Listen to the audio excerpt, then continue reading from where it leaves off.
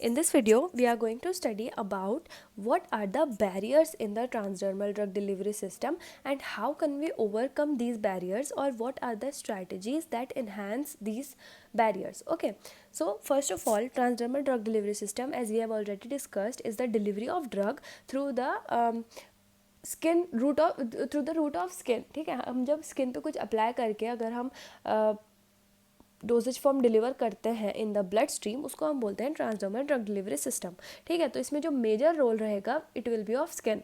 ठीक है, now let's see the major barriers, मतलब द हिंड्रेंसेस, द अड़चन, जो भी अड़चन आएगी या फिर जो भी ड्रॉ मतलब रोकने वाली चीज़ होगी जो हिंडर करेगी delivery of drug by the transdermal drug delivery system, वो हम पढ़ने वाले हैं. ठीक है, first is the complex and multi layered structure. जो हमारी स्किन है, इन द प्रीवियस वीडियो हमने पहले ही पढ़ा कि जो हमारी स्किन है उसका जो स्ट्रक्चर है वो कितना ज़्यादा कॉम्प्लेक्स और मल्टी लेयर्ड है, कि 3 लेयर्स में हमने उसे डिवाइड कर रखा है. उसमें भी हमारी बहुत सारी सब लेयर्स हैं, 5 लेयर्स हैं, उसमें भी हमारी बहुत सारी डिवीजन हैं. तो ये जो कॉम्प्लेक्स स्ट्रक्चर ऑफ स्किन है ये एक्ट करता है एज अ बैरियर टू, क्योंकि मतलब कि क्या होता है जब हम अप्लाई करते हैं कुछ भी ड्रग डिलीवरी सिस्टम तो उसकी बायो अवेलेबिलिटी बहुत कम हो जाती है, क्योंकि ज़रूरी नहीं कि सारी, एक तो पहले तो हमने जितनी अप्लाई करी है ड्रग डोजेज फॉर्म उसमें है ही नहीं पूरी ड्रग, वो पूरी ड्रग थोड़ी ना है, वो तो एक्सीपियंट्स प्लस ड्रग है जिसमें से ड्रग बहुत ही कम है, 2% होगी उसमें ड्रग, बाकी पूरे एक्सीपियंट्स हैं.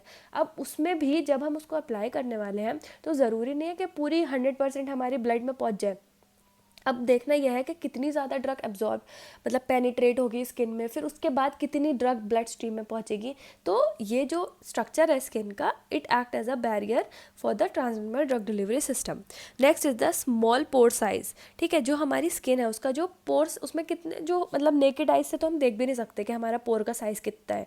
ठीक है, तो जो स्मॉल पोर साइज है of skin, it also plays an important role in the it acting as a barrier to the transdermal drug delivery system.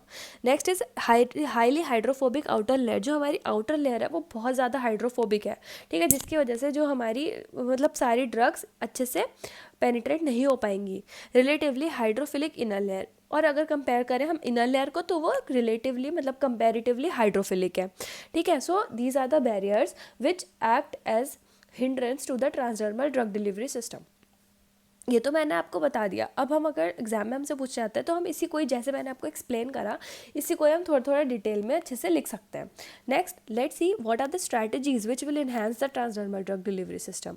रोकने वाली चीज़ें तो ये हो गई. अब हम इसको कैसे एनहांस कर सकते हैं? हम यूज़ कर सकते हैं nano particles, liposomes, dendrimers and the dendrimers and the polymers. इससे क्या होगा, जो हमारी ड्रग डिलीवरी है उनकी बायो अवेलेबिलिटी इंक्रीज होगी. नैनो पार्टिकल्स मतलब पार्टिकल साइज कम होगा तो वो अच्छे से पेनिट्रेट होंगे.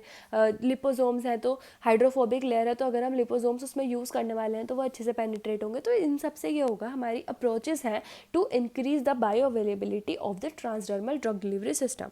ठीक है, सो दीज आर द मतलब strategies, these are the approaches by which we can overcome these hindrances and we can promote the bioavailability in the transdermal drug delivery system.